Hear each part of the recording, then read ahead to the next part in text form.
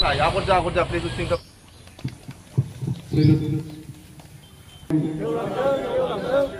राव थांनानै थाथों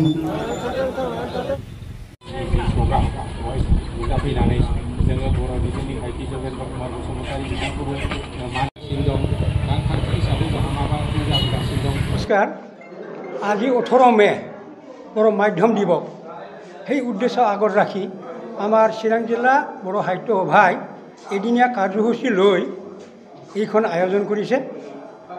আৰু আজিৰ পবিত্ৰ এই দিনত মই সমূহ অসমবাসীলৈ মোৰ আন্তৰিক শ্ৰদ্ধা নিবেদন কৰিছোঁ। মই আমাৰ বাসুগড় অঞ্চলৰে এগৰাকী সমাজপ্ৰেমী, সাহিত্যপ্ৰেমী আৰু স্বাধীনতা সংগ্ৰামী প্ৰয়াত যোগেন্দ্ৰ কুমাৰ বসুমতাৰী তেখেতৰ লগতে কেইগৰাকীমান বিশিষ্ট ব্যক্তিলৈ সুঁৱৰি তেখেতসকলৰ ভূমিকাতে অশেষ চেষ্টাৰ ফলত যে আমি যোৱা 1963 চনত বড়ো মাধ্যমক বিদ্যালয়ৰ মাধ্যম ৰূপে স্বীকৃতি লাভ কৰিব পাৰিলে সিহঁতৰ তাকে মই সিহঁতক অশেষ ধন্যবাদ যাচিছোঁ। অসম সাহিত্য সভাই জন্ম লগ্নৰ পৰাই আজিলৈ নানা ঘাট প্ৰতিঘাত পাই আহি বাৰে বাৰে অসম চৰকাৰে আমাক বিৰাট দুখ দি আহিছে, ধাক্কা দি আহিছে। আমি বৰ দুখ পাইছোঁ।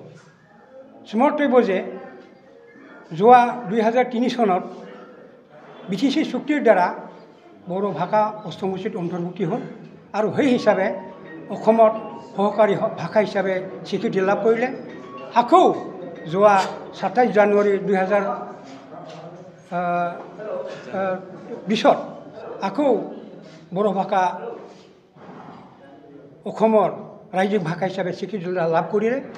এই ক্ষেত্ৰত ৰাজনীতি, নিয়োগ ব্যৱস্থা আৰু প্ৰশাসনিক আৰু শিক্ষানীতি এই চাৰিওফালে মানে বড়ো ভাষাই স্থান লাভ কৰিবলৈ সক্ষম হৈছিল। কিন্তু বৰ দুখৰ বিষয় যে যোৱা 14 এপ্ৰিল দিনা 2025 আকৌ অসম চৰকাৰে অসমৰ ভাষা নীতিৰ যি অধ্যাদেশ জাৰি কৰিলে, খুব দুখৰ বিষয়। এই অধ্যাদেশ জাৰিৰ দ্বাৰা আমাৰ BTCৰ বড়ো ভাষাক সীমিত কৰি পেলোৱা হ'ল আৰু বাকী BTCৰ বাহিৰত যিখিনি বড়ো ভাষী সিহঁতৰ কাৰণে অসমীয়া ভাষা বাধ্যতামূলক কৰিল। এই সংক্ৰান্তত আমি খুব দুখিত। সেইকাৰণে মই অসম চৰকাৰক আহ্বান জনাওঁ যাতে যোৱা 2020 যি চুক্তি সম্পাদন কৰা হৈছিল সেই হিচাপে যাতে আকৌ আমাৰ বড়ো ভাষাক আকৌ এই একে শাৰীত যাতে থকাত বাহাল ৰাখে, তাকে মই আহ্বান জনাইছোঁ। ভাষা শিকাটো ডাঙৰ কথা নহয়। ভাষা সকলোৱে শিকিব পাৰে, এনেই শিকিব পাৰে।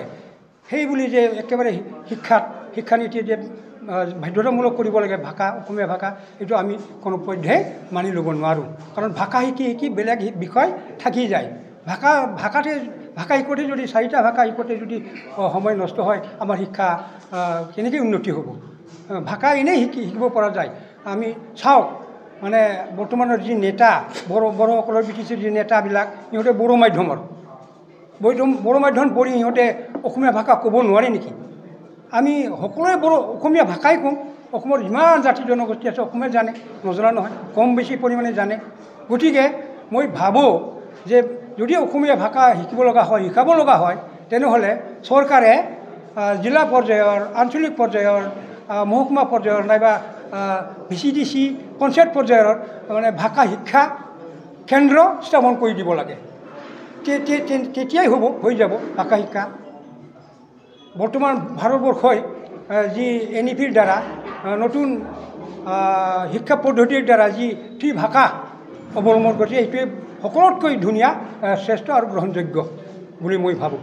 গতিকে চৰকাৰক অনুৰোধ জনাইছোঁ যাতে 2020 যি ভাষা নীতি তাকে বাহাল ৰাখে, তাকে কামনা কৰিছোঁ। মাতৃভাষা সমান কথা এটা আছে, গতিকে আপুনি যথেষ্ট বহুখিনি কথাই ক'লে। অসম চৰকাৰে বড়ো ভাষাক এভইড কৰিছিলে, অৱজ্ঞা কৰিছিলে, কি ক'ব? হয়, এনেকাই দেখা যায়। আগৰে পৰাই মানে বাৰে বাৰে আমি আমাৰ বড়ো ভাষিক আন্দোলনৰ ফালে ঠেলি দিয়া আমি পৰিলক্ষিত হৈছোঁ। ভাষাটো নিজেই পঢ়িব পাৰে, মাতৃভাষাৰ নিচিনা মিঠা মধুৰ ভাষা নাই আৰু পৃথিৱীত। 1963 চনত আমি মাধ্যম হিচাপে পালোঁ আন্দোলন, আৰু লিপিও আন্দোলন। এইটো এনেই পাব লাগে হিচাপত। আমি বড়ো মানুহ, বড়ো জনগোষ্ঠী অসমৰ অন্যতম আদিম জনগোষ্ঠী। গতিকে এই ক্ষেত্ৰত আমাৰ আশা আছে, আমাৰ মাতৃভাষাক আমাৰ উত্তৰণ ঘটাৰ, মাতৃভাষা পূজা কৰাৰ, উন্নয়ন কৰাৰ, উন্নতি কৰাৰ আমাৰো ইচ্ছা আছে। গতিকে অসম চৰকাৰে আমাক মাহীমাইৰ আইৰ দৰে আমাক চাই আছে, আৰু অকল অসমীয়া ভাষাৰ উন্নতিৰ হকে বেলেগ ভাষাক চোৱা নাই বুলি আমি ভাবোঁ। এতিয়া আমাৰ পদক্ষেপ আমাৰ আন্দোলন চলোৱা গতি নাই, আৰু যদি কেন্দ্ৰীয় চৰকাৰে সহায় সহযোগিতা কৰে, দয়া কৰে, তেন্তে হ'ব বুলি আমি আশাবাদী।